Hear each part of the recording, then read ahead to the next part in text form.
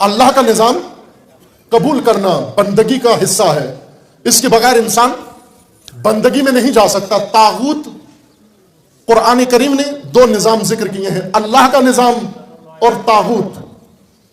آپ ایک آیہ کریمہ قرآن کریم کی بہت مشہور آیت ہے، سب کو ازبر ہے، لیکن ورد کے طور پر پڑھتے ہیں، دم کے طور پر پڑھتے ہیں، اور مردوں کے اوپر پڑھتے ہیں، مرحومین کے اوپر پڑھتے ہیں، فاتحہ میں پڑھتے ہیں۔ آیت الکرسی، یہ آیت تبرک کے طور پر ہر جگہ پڑھی جاتی ہے، یہ آیت ہر مناسبت میں پڑھی جاتی ہے، اور اس آیت کو ہم اس جگہ پر استعمال کرتے ہیں جس جگہ کے لیے یہ نازل نہیں ہوئی۔ آیت الکرسی کا دوسرا حصہ یہاں سے شروع ہوتا ہے، لا اکراہ فی الدین قد تبین الرشد من الغی۔ دین کے اندر کوئی جبر نہیں ہے، کوئی زور زبردستی نہیں ہے۔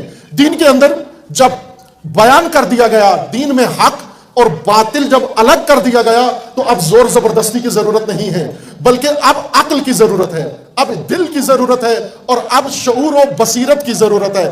قد تبین الرشد من الغی، رشد اور غی، صحیح اور غلط کو الگ الگ واضح کر دیا گیا، اس لیے اب جبر کی ضرورت نہیں ہے۔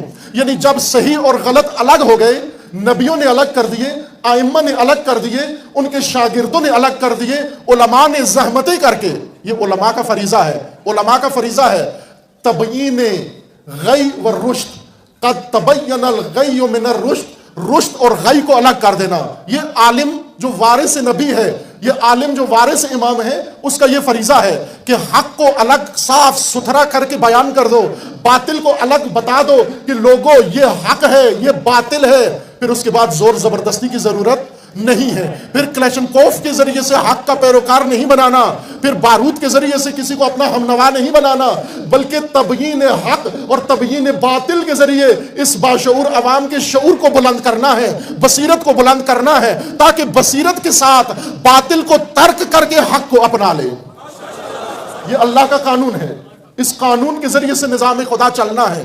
عزیزان، قد تبین الرشد من الغی فمن یکفر بالطاغوت ویؤمن باللہ فقد استمسک بالعروۃ الوثقی لا انفصام لہا۔ اسی آیت الکرسی کے جسے ورد کے طور پر ہزاروں دفعہ لاکھوں دفعہ پڑھ لیا گیا ہے، اس کے پیغام کو نہیں سمجھے عزیزان۔ اگر اس کے پیغام کو سمجھتے تو آج پارا چنار اتنا مظلوم نہ ہوتا، آج لبنان اتنا مظلوم نہ ہوتا، آج عراق اتنا مظلوم نہ ہوتا، آج تشیع اس دنیا میں اتنا مظلوم نہ ہوتا۔ اگر آیت الکرسی کو اللہ کا فرمان سمجھا جاتا اور فقط صرف ورد زبان نہ سمجھا جاتا، تو سب کو آج طاغوت میں اور اللہ کے نظام میں فرق معلوم ہو گیا ہوتا۔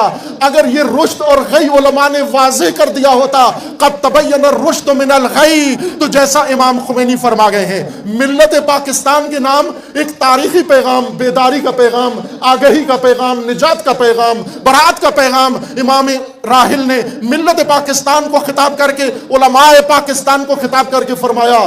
وہی شہید حسینی رحمت اللہ علیہ رضوان اللہ تعالی علیہ کی شہادت کی مناسبت سے علماء پاکستان و ملت پاکستان کو خطاب کر کے فرمایا کہ اگر یہ حقیقت علماء، مدارس، مبلغین اپنی قوموں کو بتا دیتے کہ ایک دین میں دو متضاد راستے نہیں ہو سکتے،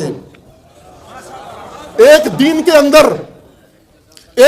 کے اندر دو متضاد راستے نہیں ہو سکتے، اگر یہ حقیقت، یہ راز، یہ مدرسے اور علماء اور مبلغین و اہل منبر اگر لوگوں کو بتا دیتے، تو یہ شہید عزیز شہید عارف حسینی آج ہمارے درمیان زندہ ہوتا، آج اس طرح مظلومیت کے ساتھ شہید نہ ہوتا، آج اس طرح ستم دیدہ یہ ملت نہ ہوتی، اگر اس راز سے پردہ اٹھا دیا گیا ہوتا، اگر یہ تبیین کر دی گئی ہوتی۔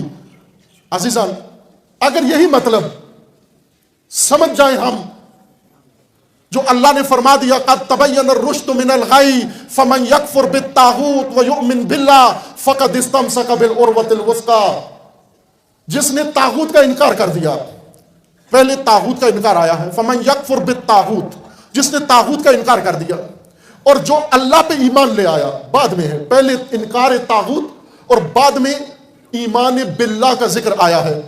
اس کے بارے میں بھی علماء نے بہت خوبصورت بیان فرمایا ہے، بلکہ رہبر معظم نے اس کے بارے میں بڑا خوبصورت نکتہ اپنے ایک خطاب و خطبے کے اندر بیان فرمایا۔ رہبر معظم فرماتے ہیں کہ اس کی وجہ یہ ہے کہ ایمان اللہ پر آسان ہے، طاغوت کا انکار مشکل ہے۔ طاغوت کا انکار مشکل ہے، اس لیے مشکل کام پہلے رکھا گیا۔ اور علامہ اقبال بھی فرماتے ہیں کہ اسلام کا کلمہ، کلمۃ اللہ، کلمہ طیبہ، جس کے اقرار و اعتراف سے انسان مومن و مسلمان بنتا ہے، وہ کلمہ اللہ نہیں ہے۔ بعض لوگ ہیں ان کا ذکر اللہ ہے، اللہ صرف کرتے ہیں، اللہ کرتے ہیں، ترانوں میں اللہ کرتے ہیں، ذکر میں اللہ کرتے ہیں، عبادت میں اللہ کرتے ہیں۔ اقبال فرماتے ہیں، علامہ اقبال، کہ کلمے کو آدھا کر دیا، مشکل حصہ چھوڑ دیا، آسان حصہ لے لیا۔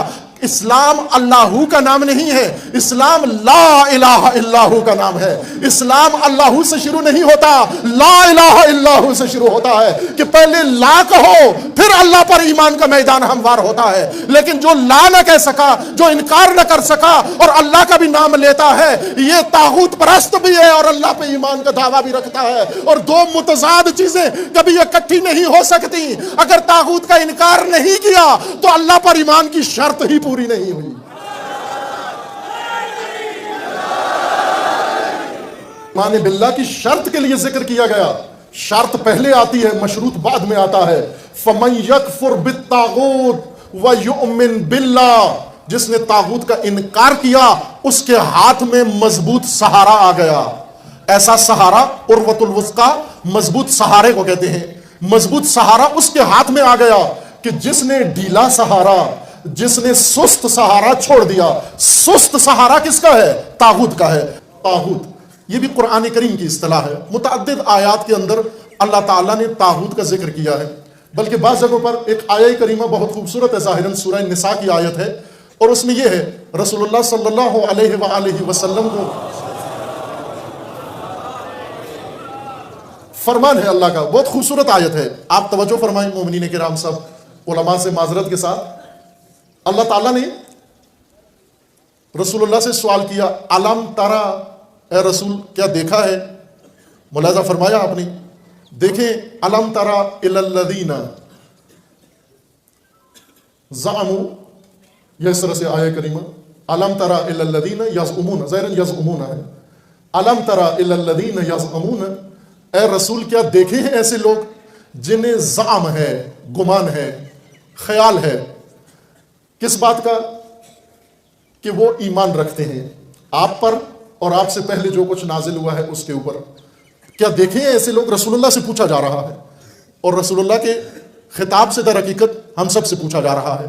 میں آپ سے یہی آیہ کریمہ کا رخ آپ کی طرف موڑ دیتا ہوں۔ کیا آپ نے دیکھے ہیں ایسے لوگ؟ یہ ترجمہ ہے آیت کا۔ کیا آپ نے دیکھے ہیں ایسے لوگ جن کا گمان ہے کہ ہم مومن ہیں، ہم ایمان لے آئے، قرآن پر ایمان لے آئے، جو کچھ اللہ نے نازل فرمایا ہم اس سب پر ایمان لے آئے؟ یہ کہتے ہیں زبان سے۔ یہ کہنے کے بعد پھر دوسرا کام یہ کرتے ہیں، وَإِذَا تَحَاكَمُوا، اور جب حاکم چننے کا وقت آتا ہے، يَتَحَاكَمُونَ إِلَى الطَّاغُوتِ، جب حکومت بنانے کا وقت آتا ہے، جب حاکم چننے کا وقت آتا ہے، ویسے کہتے ہیں ہم، اے رسول ہم آپ پر ایمان لائے۔ رسول اللہ کو خطاب ہو رہا ہے، میں تکرار کر رہا ہوں تاکہ صحیح منظر ذہن میں آ جائے۔ رسول اللہ سے اللہ تعالیٰ نے سوال کیا، علم ترا، اے رسول کیا دیکھے ہیں، الی الذین، ایسے لوگ جو دعویٰ رکھتے ہیں کہ ہم ایمان لے آئے، اور یہی لوگ جو کہتے ہیں ہم ایمان لے آئے، جب تحاکم کا وقت ہوتا ہے، حاکم چننے کا وقت ہوتا ہے، یتحاکمون الی الطاغوت، حاکم چننے کے وقت میرے مقرر کیے ہوئے حاکم کو نہیں چنتے بلکہ طاغوت کو اپنا حاکم مان لیتے ہیں۔ اب میں یہی سوال آپ سے کرتا ہوں، کیا آپ نے ایسے لوگ دیکھے ہیں کہ جب بات کرنے کا وقت آ جائے تو کہتے ہیں ہم ایمان رکھتے ہیں ہر چیز پر، جو اللہ نے مقرر فرمایا اس پر ایمان رکھتے ہیں، لیکن جب حاکم چننے کا وقت آتا ہے تو طاغوت کو اپنا حاکم چن لیتے ہیں؟ رسول اللہ کو پوچھا جا رہا ہے کیا دیکھے ہیں ایسے لوگ؟ آپ نے دیکھے ہیں ایسے لوگ؟ آج کل ہیں ایسے لوگ یا نہیں ہیں؟ یہ صرف رسول اللہ کے زمانے میں تھے، آج کل ہے نا ایسے لوگ؟ انہی کے بارے میں طاغوت کہتے کس کو ہیں؟ طاغوت اس کو کہتے ہیں جسے اللہ نے مقرر نہ کیا ہو، جسے اللہ نے حکم نہ دیا ہو، جسے اللہ نے اجازت نہ دی ہو، جسے اللہ نے جواز نہ دیا ہو، اور وہ وہاں آ کر بیٹھ جائے جہاں پر اللہ کا مقرر کردہ بیٹھنا ہوتا ہے۔